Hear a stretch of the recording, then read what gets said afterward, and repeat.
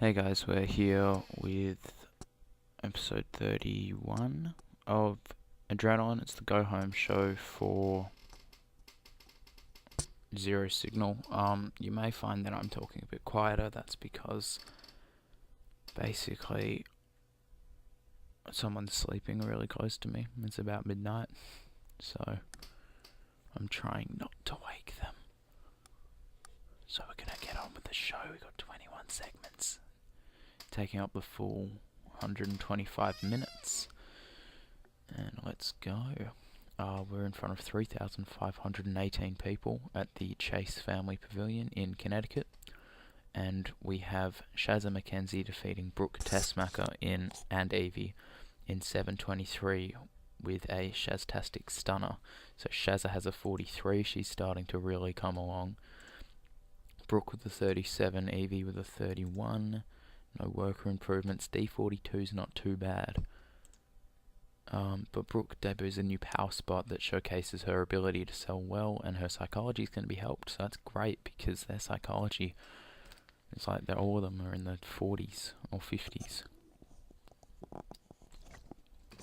And if people get better psychology, the matches will do better. Anyway, moving on into pretty decent match for what it is, but Rosemary defeats Brandy Rhodes in 8:14 by pinfall with an Olympic slam. That's a D42. Rosemary with a 50, Brandy with a 22, no worker improvements. And we move on to our pre-show main event. We have British Strong Style defeating Red Dragon and Sudden Impact in 12:29, with Red Dragon being eliminated first and then Sudden Impact. Dunn has a 55, Seven with a 47, O'Reilly with a 39, Fish with a 59, Ibushi with a 64, and Andrews with a 54. No worker improvements, unfortunately. But, yeah, just a nice little win for British Strong Style. We move... Maybe this... Oh, wait, no. I think I got another match after this. It's the pre-show main event. But Zaya Brookside defeats Alicia Edwards in 6:05 with an iconoclasm. So Zaya with a 36 and Alicia with a 24. No worker improvements. Just building up Zaya and further not using Alicia. Here's our main event. We have Michael Elgin defeating Chris Hero in 9:40 by submission with a crossface. So Elgin has a 60 and Hero has a 52. No worker improvement. C61 is not bad at all. Yep. So we open the show with me and Stu Bennett coming out onto the stage kind of grinning. And I say, so 2 weeks ago, Drew tried to send a message to me by taking Stu out, but I'm going to hand this over. And Stu says, I'm afraid I've got some bad news. I can't do that very loudly because of obviously the person near me sleeping.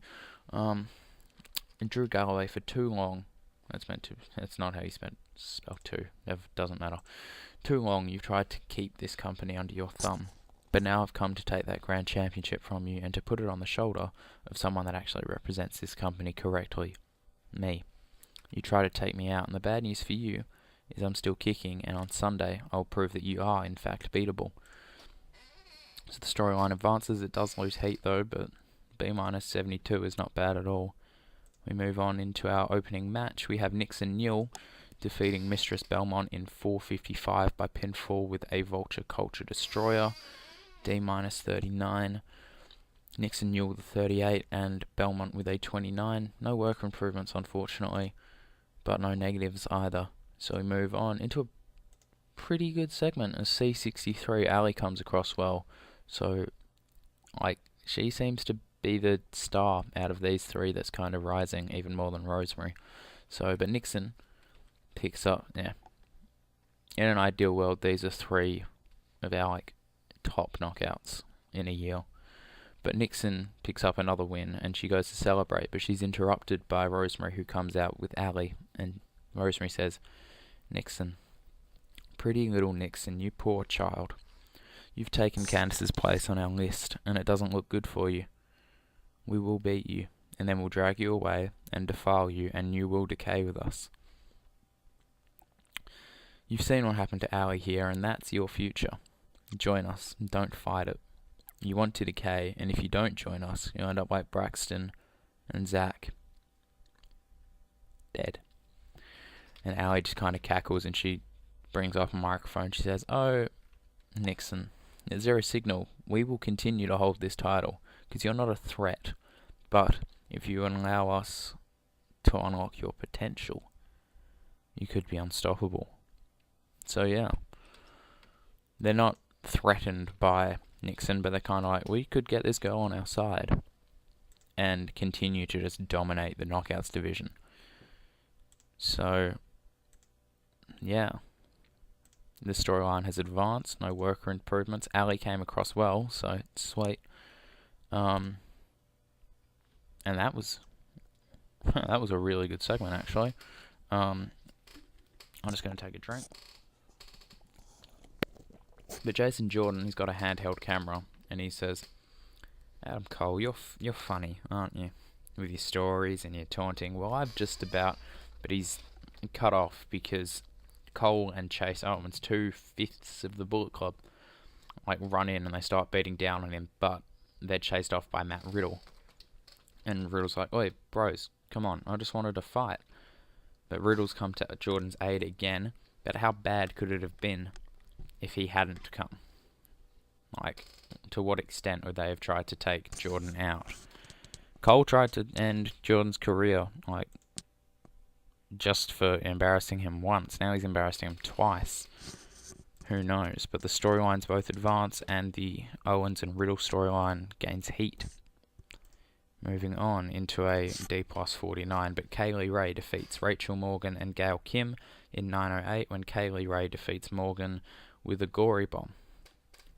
So Kim and Lee Ray have a 48 respectively each, and Rachel with a 30, but no worker improvements, unfortunately.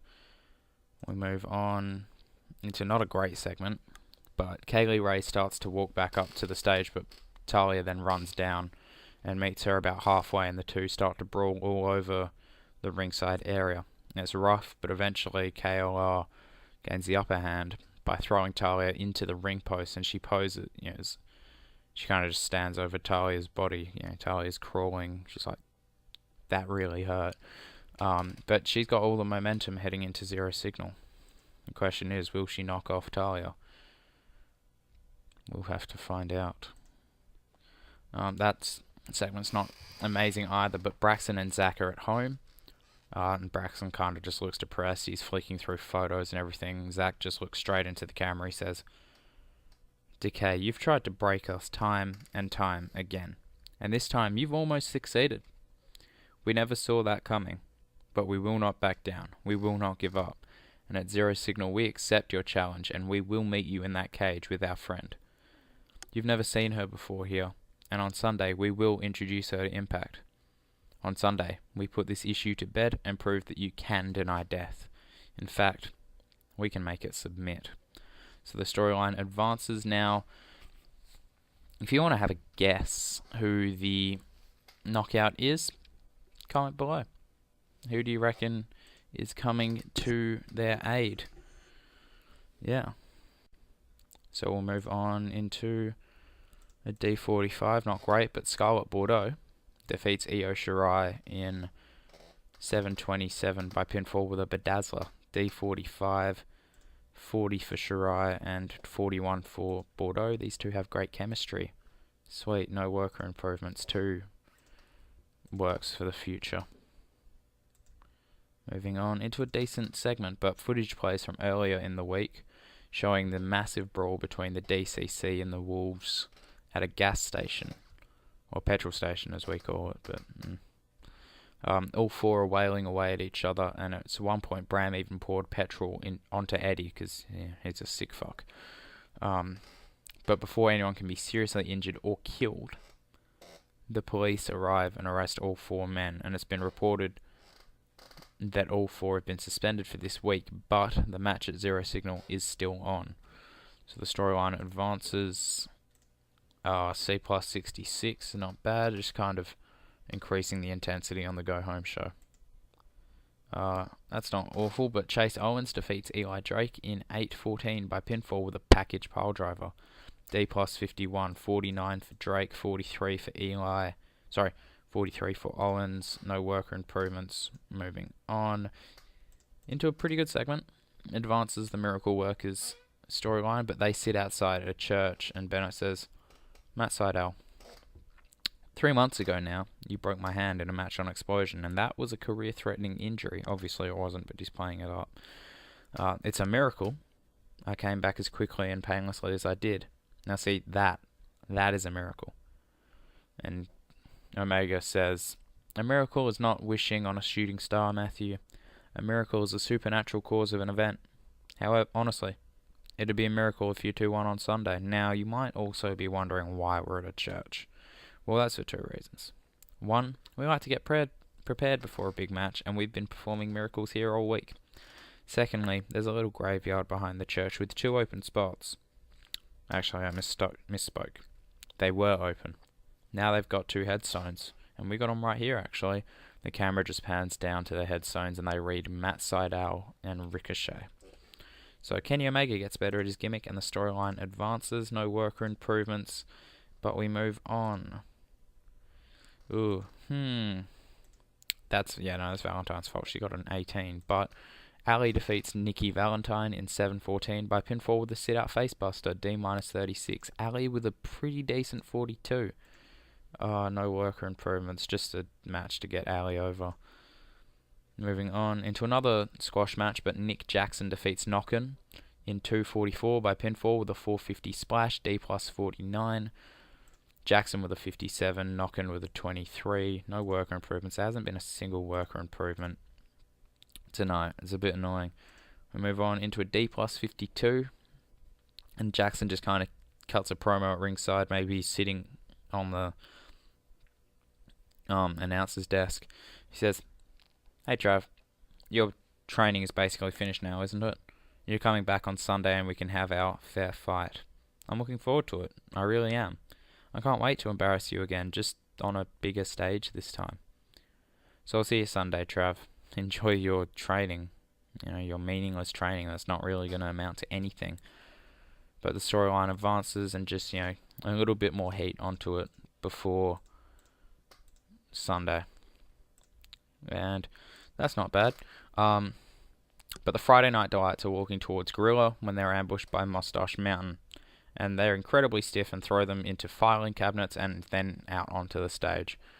They end up powerbombing them off the stage onto production tables, and they celebrate as paramedics tend to EC3 and Hennigan.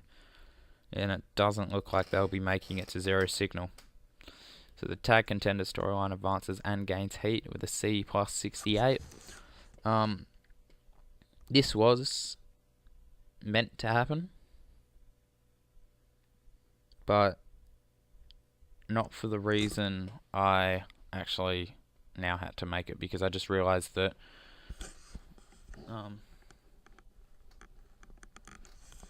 in this game, Hennigan's he's working for New Japan as well, and New Japan have a whatever you call it, they have a show on Sunday, and he ranks his priority to New Japan over ours, so he wouldn't actually be able to make it. So yeah, they're out. So the match on Sunday is going to be Sudden Impact versus Mustache Mountain. Moving on.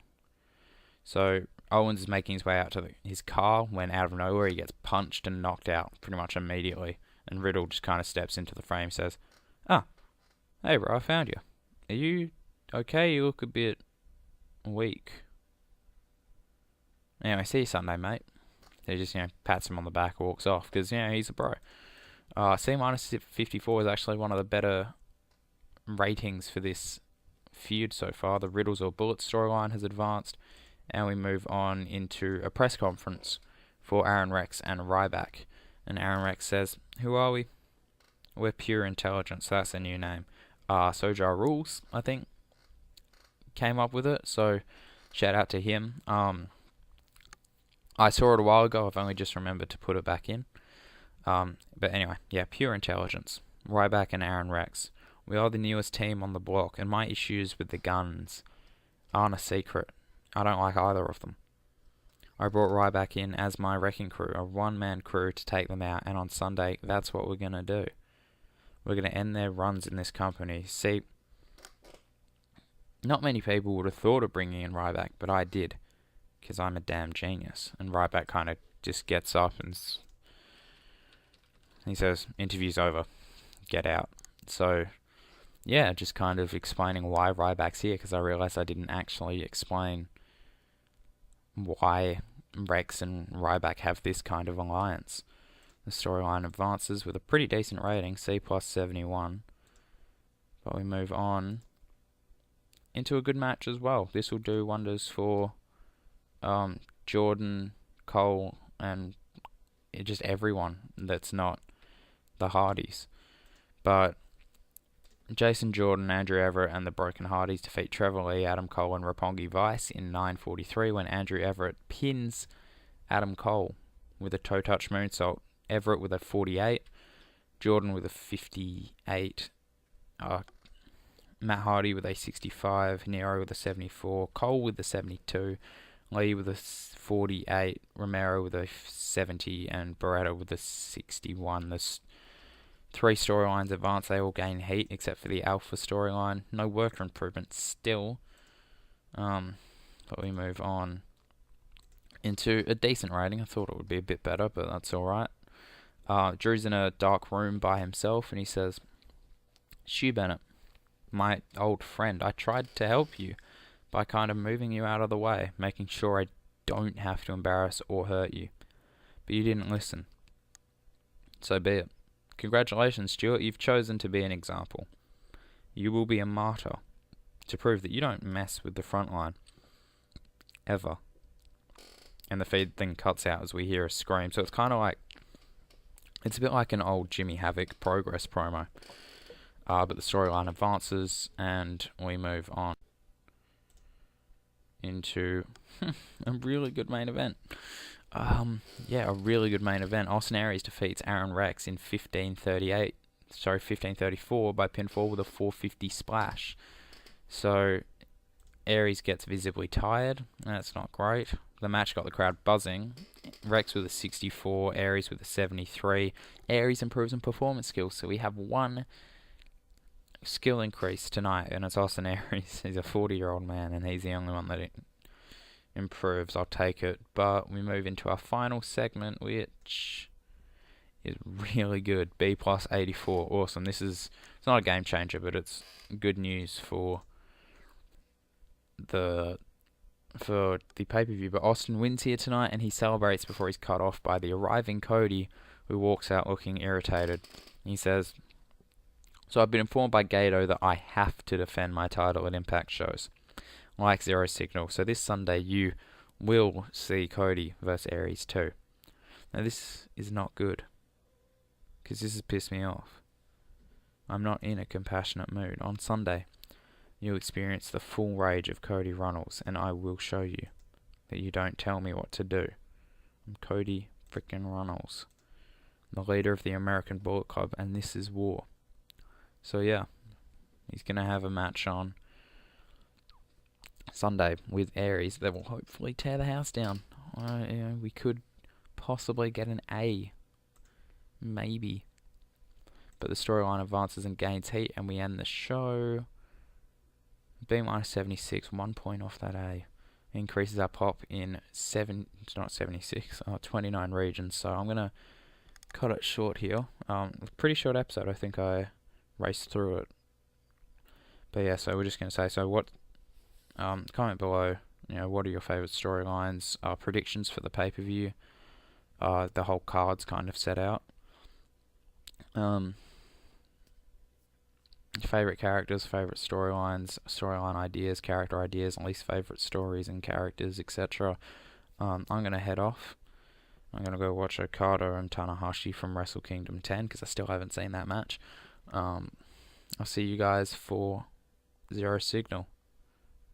Enjoy your night, day, evening, afternoon, wherever you are. See ya.